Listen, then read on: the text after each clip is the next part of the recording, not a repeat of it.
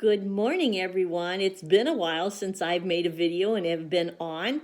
Thank you so much for watching this channel. I'm Karen Eiton, and today we're going to be talking a little bit about zippers.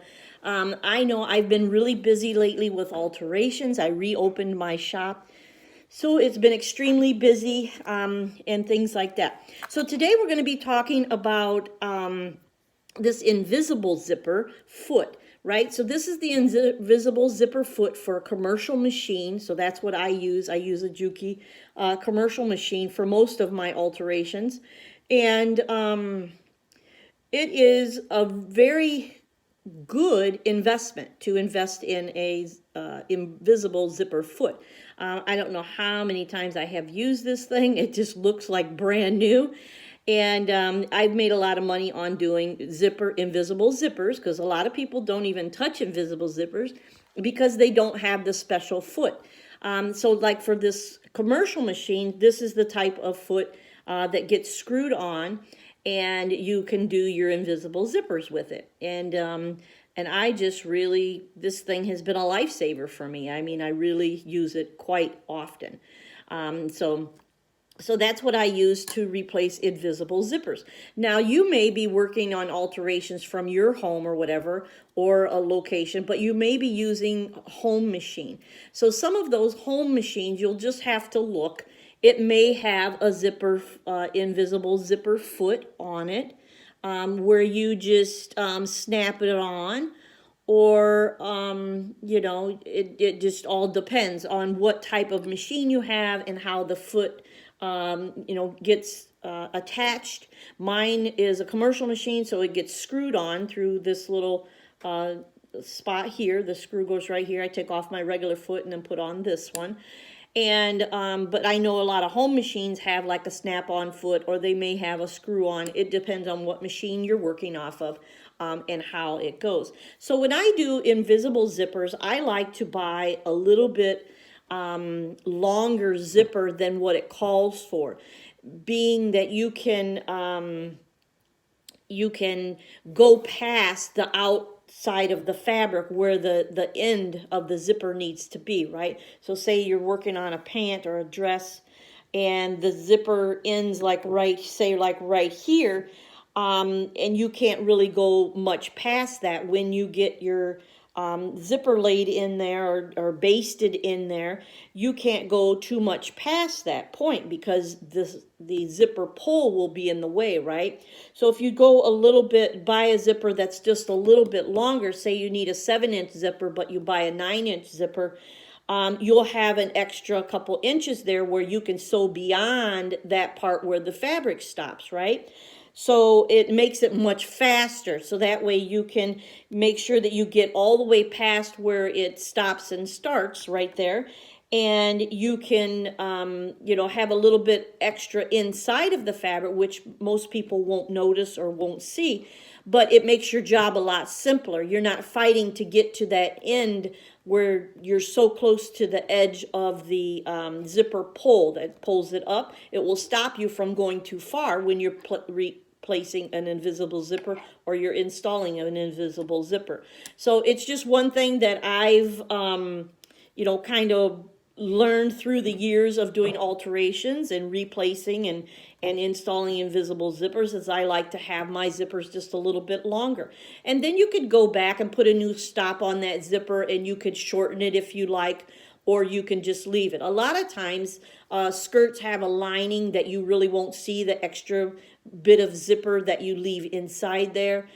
So it just all depends on what the look is, So if it doesn't have a lining and you're going to see that extra 2 inches, I might shorten it. So it just kind of depends on what garment it is, what it looks like, if it has a lining that covers it up or it doesn't, depending on how much further I will go with the alteration, right? So, but that's just from my own experience. So, and then we also, I wanted to talk about, because a lot of you may be new, a lot of you may not even take in invisible zippers because you don't have the foot.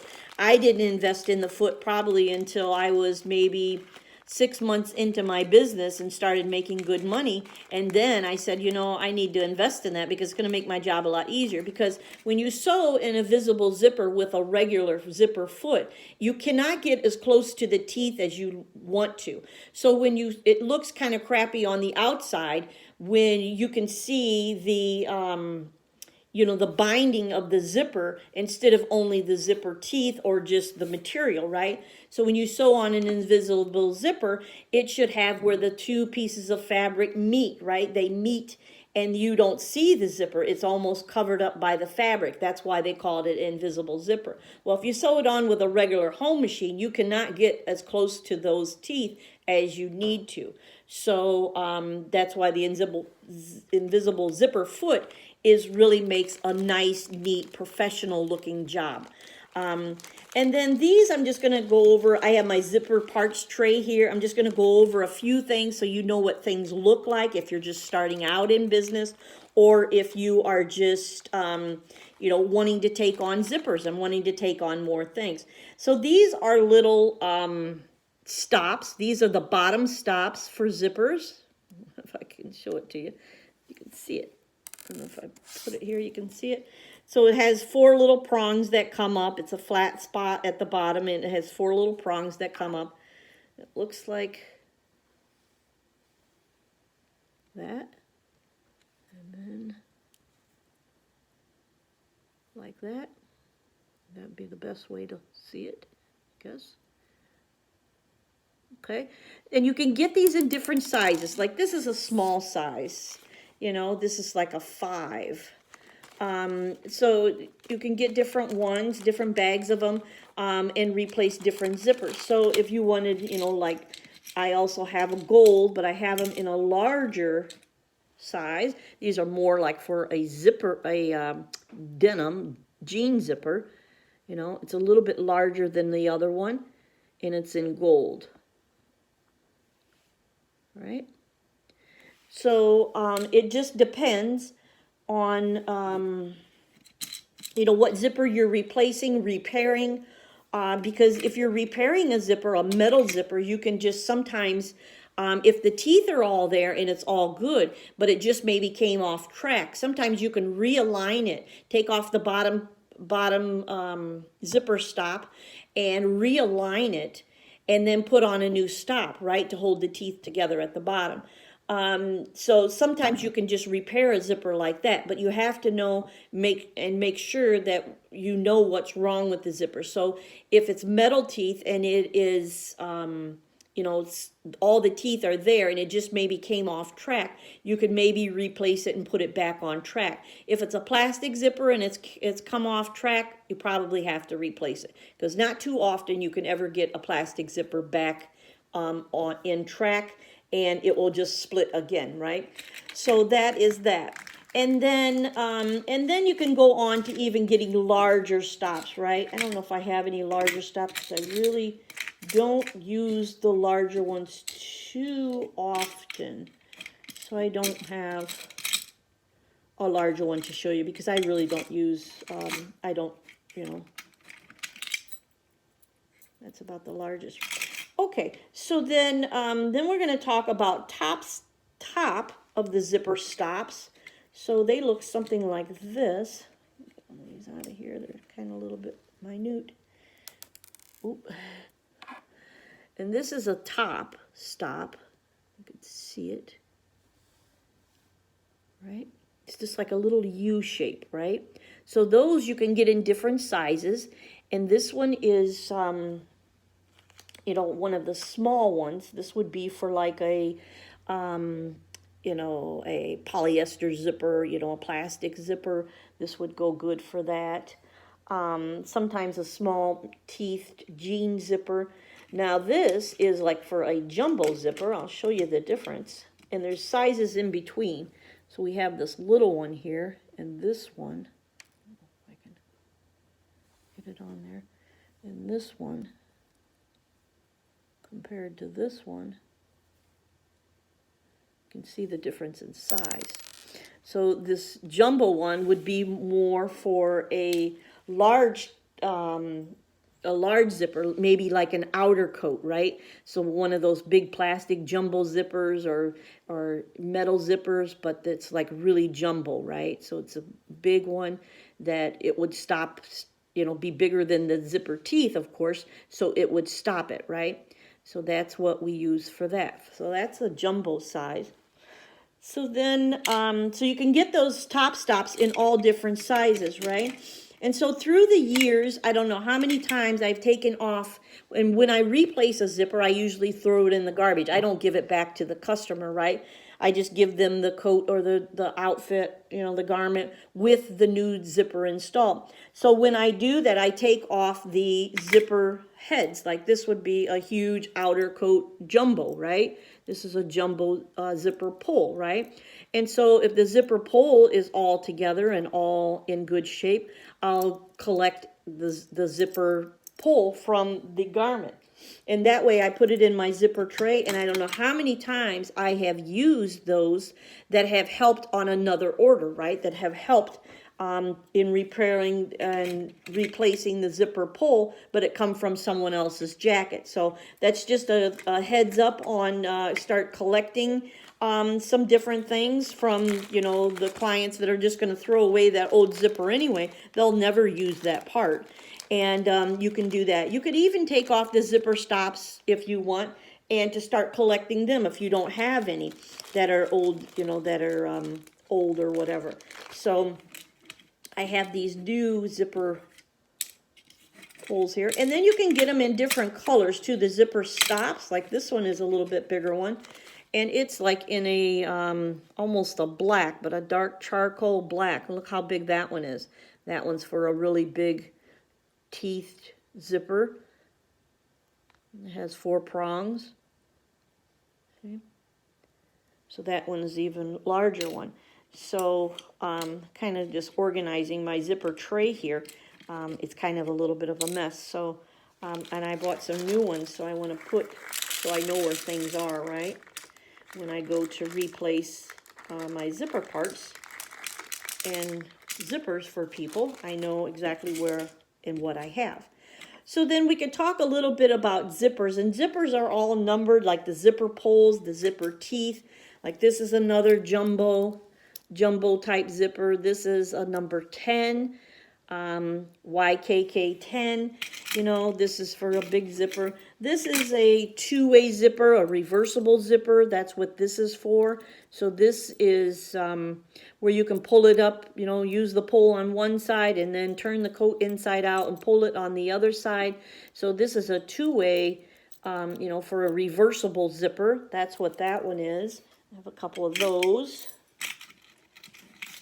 Trying to get my stops kind of went all over the place here. I'm trying to get them all a little bit organized.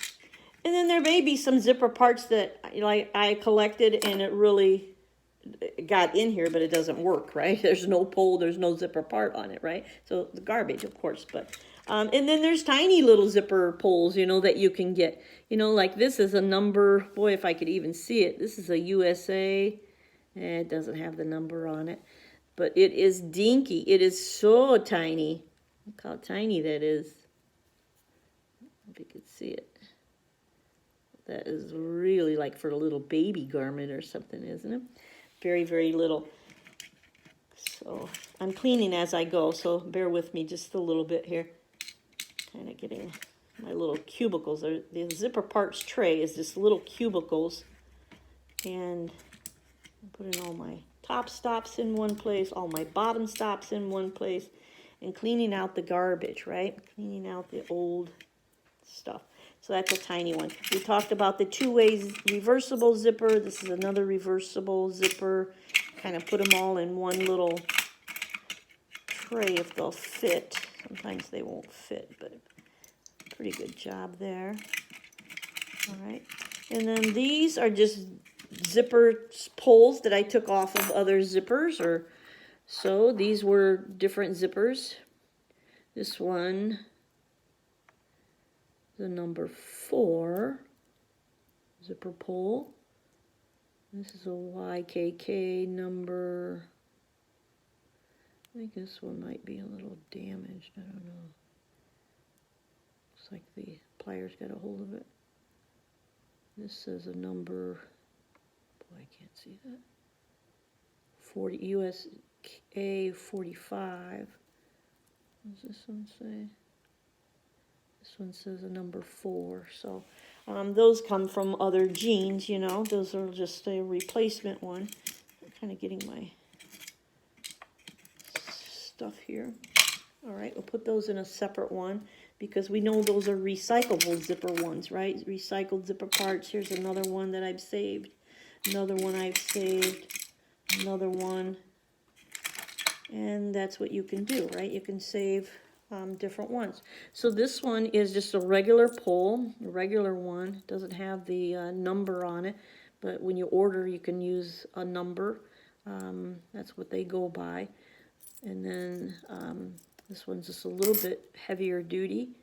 This is a number 5. So you can see the number on the back. Usually on the back there's a number, so you know what to order, right? And so that's very helpful when you know what it is you have. And then here's some tiny ones that could maybe be used for smaller teeth. 3 of those. All right, let's put these in a different area. I've got some more. There. And then that one in that area too. And now these are just little tiny ones like I had earlier, maybe a little bit bigger. These are a number 3, YKK number 3 pole, right? You can see it. YKK number 3. And this one is a USA. It doesn't say the number. It's helpful when they do. This is a YKKU 4H. So see, they're just a little bit different, right? So we just want to know what it is we have. Have a little glitz in there.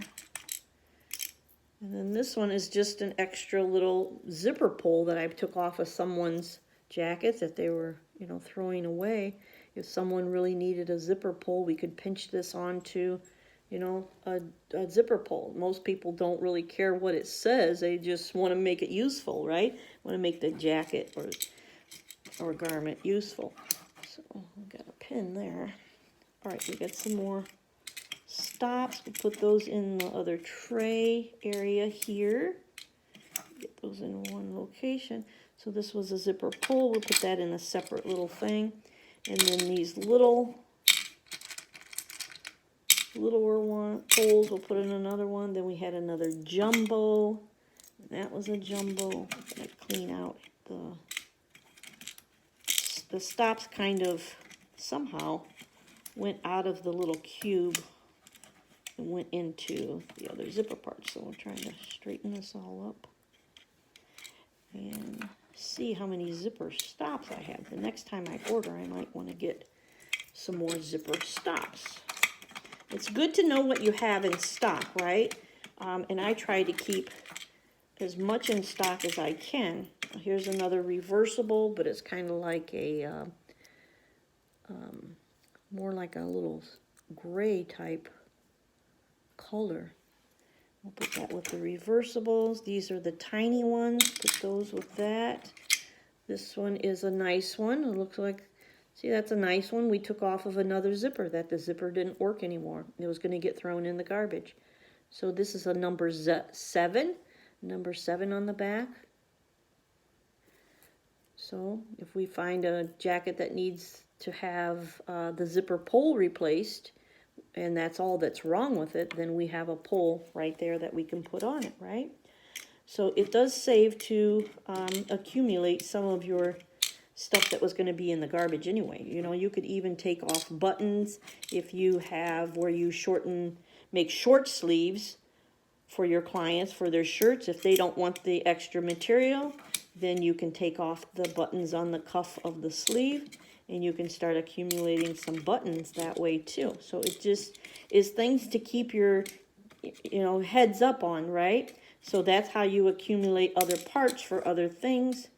And you can make your sewing shop work for you, right? And make money for you. So I'm going to put these big ones. This was a number 10, UKK Jumbo one, number 10. I have a couple of those. Okay, we have a safety pin that doesn't belong in there. All right, what else? We got another jumbo. We'll put it next to that. What else? Here's another salvaged zipper part, zipper pull. Looks like it's in perfect shape. It's a 4Y9, 4YG. We'll put that in the recyclable ones. Here's one that's more of an antique brass type, right? So you can get them in different colors. And this is a number 3. So we had some number 3 parts. We'll put that with that. And this one is a 4YG. We'll put that with that. Same thing with this one. This was more of a, this was a zipper pull that was from a polyester zipper. But I can see right now, I thought maybe I could use it again, but you can see how out of line it is, right? From the top to the bottom, it's way out of whack. It's out of line, so that won't be any good anymore. So we're going to pitch that one. Okay, so you just have to know what to look for and to know if the zipper, you know, parts that you're taking off are going to be workable again or not, right?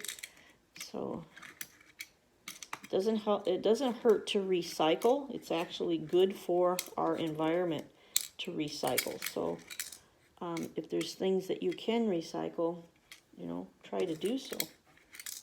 And most people, they don't want that old zipper back again. I can tell you that. People are like, that's going right in the garbage, right? So I don't even bother. So now we have our zipper parts tray actually looking pretty good. So we have some of these other new stops. I emptied a little tray here. I'm going to put those in. So it stay nice and organized. So I have new silver. I have new gold. I have new top stops in silver. The next time I will order some gold stops, zipper stops, right? So that's about, here's one that we took off, another jumbo. It's a M6F. This is by H&H. This was on a zipper. This is a recycle. But it's a decent pull if someone's really hurting for a pull. Here's one that's a recycle. This is for a plastic zipper. And then this one, I'm about out of these, but these are new ones that I bought. This is YKK USA, a 5, and in the brass. Number 5 in the brass. See the number 5 up there at the top, right there. Number 5. So that's a good one. And then here's just a pole. You know, we could put a little loop on there and hook it onto someone's zipper if they don't have a pole, and that's the only thing wrong with the zipper, then we can do that, right? So there's just little things and little tricks that you can do that can really help, you know, in recycling your zipper parts and stuff. So that's really all that I have to say about zipper parts. Now, sometimes I've been seeing where they'll take a bottom stop and put it at the top. I think and feel that it looks a little crappy, but hey, if you're in an emergency or you know you don't have those top stops, you could do it, but it doesn't look the greatest. But I've been seeing that lately, and so I don't know what the issue is with that, but I have been seeing that lately, and I don't care for how it looks, but people are doing it, you know, on new clothing. So I don't know why, but I have seen that lately. So that, and zippers are sometimes very hard to get in certain colors. And when you're choosing a zipper for a garment that you have to replace the zipper or something like that, or you're even choosing it because you're going to make a garment, right? You want to choose a zipper that is, if you can't get the exact color, you want to choose a zipper that is darker rather than lighter. And the reason is it will stand out more if it's lighter color than if it's the darker shade, right? So you want to make sure that, and the same thing goes for thread. When you're working on a garment or you're trying to top stitch something that's you've worked on, choose the darker color versus the light color, because the light color will stand out that it's not the right color more than if it's you choose the darker shade of the color, right? So that's what I'm trying to say, the shades of the color. You want to try to get as close to the color as you can and really use the same type of thread and color of the thread that it was from the factory. That's what you want to try to maintain. It's very important for someone to get the garment back and say you've done a really good job because you did match the color. So you don't want to skimp on trying to like, oh, I'm just going to leave black thread on and I'm going to do a dark green skirt and I'm going to do a navy skirt and I'm going to do, you know, all these different alterations with the same color black thread and expect people to be happy with that. They're not going to be. So you want to make sure that you do take the time. I know it takes time, and to do the alteration with the correct color, you know. And I can speak from experience when you're working on contracted in work and you're working on, say, for like a dry cleaner or a retail store, and you're working on alterations, you know, maybe correcting what was wrong from the factory or whatever the case may be, right? You want to try to get to as close to the color in thread wise that they're using than just trying to streamline it and go with a black or a white and just run the order, right? You want to make sure that you are changing colors. And I know from experience, it takes more time to do those jobs. It takes more time to set up your machine with the bobbin, with the correct thread color, and you're constantly changing colors. When you're working for a laundromat or you're working for a dry cleaner and you are working on their orders, you're going to get anything from a pair of pants to an outer coat to, you know, a fur coat to all these different things, these scenario type garments, right? And you're constantly going to be having to take the time to change colors. Now, if you're working from a retail store, a lot of times they'll have like different lots that they'll give you. Like they'll give you, say like some dresses came in and all of a sudden on each one of the dresses, they're missing like a big band of stitching, say maybe where the zipper came down or whatever, you know, and it's all like they're going to give you 40 dresses of the same identical color and make, right? You're going to use your white thread and you're just going to breeze through that order. It goes much easier, much quicker. So if you're contracting work and you're doing jobs like that, it's much easier. But if you're doing jobs that are from the outside public, or you're doing jobs that are from like a dry cleaner and things like that, that you have no idea what you're going to be getting, and every single garment is a different color, right? So you want to try to plan out your things. So like when I get my dry cleaning in here, because I do contracted work for 3 dry cleaners right now, and I'm working on more. But when I get my orders in here, first thing that I do as an experienced sewer is I look at my sewing machine. What is my sewing machine set up for? What is it already threaded for, right? So if I have black on, I'm going to look at that order that I need to sew, and I'm going to do everything that's black first. Everything that I can use my black thread on, right? Everything that is black. And then I'm going to go from there and then change the color, right? And so that's just learning from experience is, you know, you want to do the jobs, you know, first at hand. So you want to choose, you know, what it is you have on your machine. Say your machine was set up with red. So, you know, you want to see if there's any orders in there that's set up with red that need to be sewn in that same color red, right? So that just comes from experience. But you'll learn that as you go along.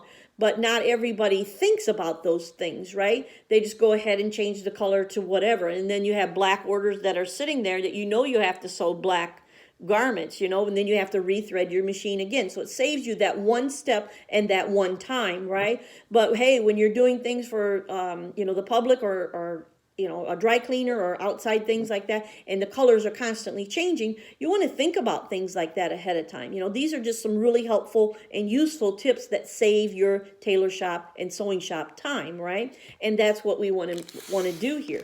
We want to be able to make the dollar. We want to be able to make the money. So in knowing that, you know, then you have to set your prices up accordingly. Say, you're doing work for, you know, an outside contractor like that, you know, you're the outside contractor, but you're doing alterations for a particular business, you know, you have to think about what it details, you know, what are the details of it. Yes, when you do, and I've done things for outside dry cleaner before. One of my shops was inside a actual dry cleaner for a whole year. And so I know that you're constantly changing thread. That takes time away from you getting the jobs done. So you have to have your prices set accordingly to that, right? So you want to think about things like that. And these are some really helpful hints today on different things about zippers and different things about thread and what to look for and what to think about.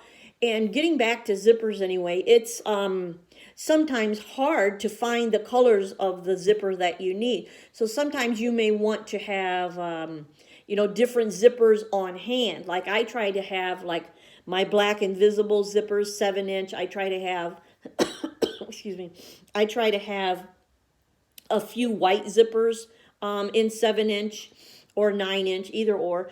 And, you know, different things like this. I try to have some black coat zippers with the big teeth. I try to have those in like a 24-inch and a 28-inch or a 30-inch.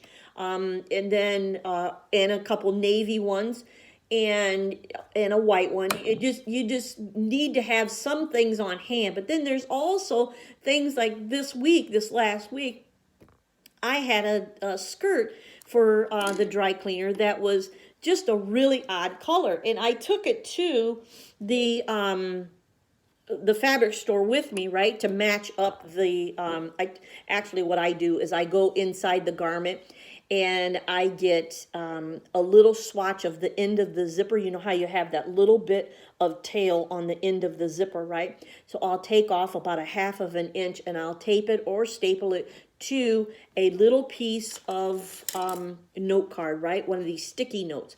And I'll write on there what color it is I need, you know, I'll staple it to here, and then I will write how many inches or whatever the size is, you know, plastic or metal, whatever it is, and then I'll fold that up inside a little piece of paper, and then I will put that in my purse or in my eyeglass case, and then when I get to the fabric store, I can pull out all of these different sheets of all the different zippers that I couldn't find at my shop that I didn't have.